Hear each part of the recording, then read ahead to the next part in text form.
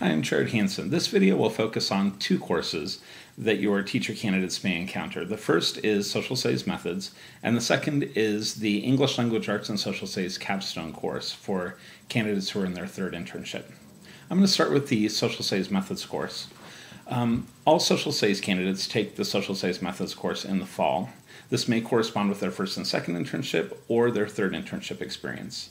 In that course, our main objective is to ensure that our candidates are familiar with the Colorado State standards for the social studies, particularly in the areas of civics, economics, and geography, to ensure that our first and second internship candidates can plan lessons effectively in those areas that demonstrate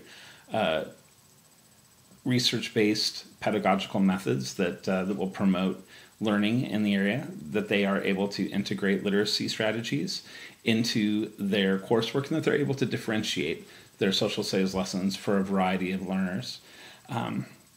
For our candidates who are in their third internship, they focus on lesson planning with the same things in mind, or they focus on unit planning with the same things in mind. In the course, their main assignments, if they're in their first and second internship, relate to lesson planning. They plan lessons in civics, in geography, and economics. If they're in their third internship, they plan unit plans in those disciplinary areas. Now, the interesting thing is that these will sometimes align very well with their internship placement and sometimes not. Many of our candidates are in courses where history is the key focus, in which case there can be somewhat of a disconnect between what they're learning in social studies methods and what we're asking them to do and what they're seeing in their sites, internship sites.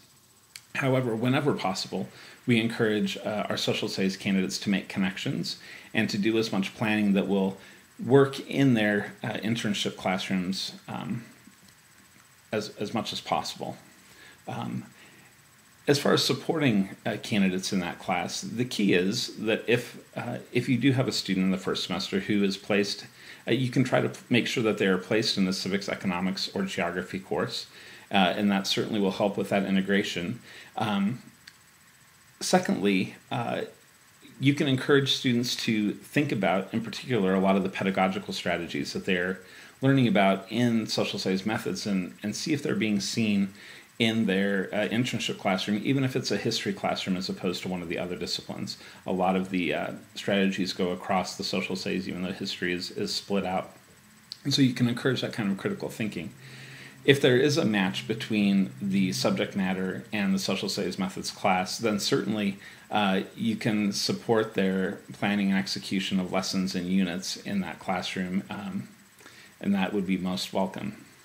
And we do try to talk with our candidates and provide as much opportunity to modify things so that they do get the opportunity to use what they're working on in social studies methods in their internship sites, even if the courses don't match up exactly.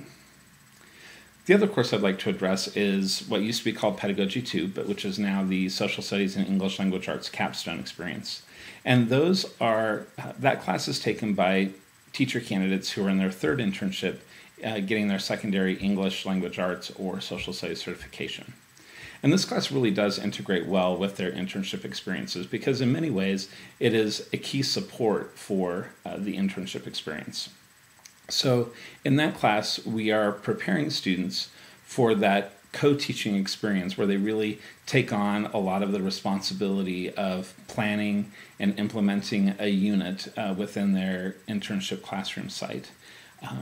So as part of that, they engage in a lot of activities that can be supported at the internship site, everything from interviews with their teachers to gathering data on students, to calendaring their time in front of the class and making sure that they're planning well to get that experience in place, to the actual unit planning, implementation of lessons, feedback on those. All of those things can be supported at the site school. Because they really do go through the process of planning a unit, planning a series of lessons that fit together to help students meet those unit objectives, and then they're also assessing student learning and growth with respect to their objectives that they have selected. And so you can really help at the site by helping students think about what data is available to our teacher candidates to help them understand where students are at so that they can get a good baseline for measuring growth, and to help them understand what processes the school already has in place for that.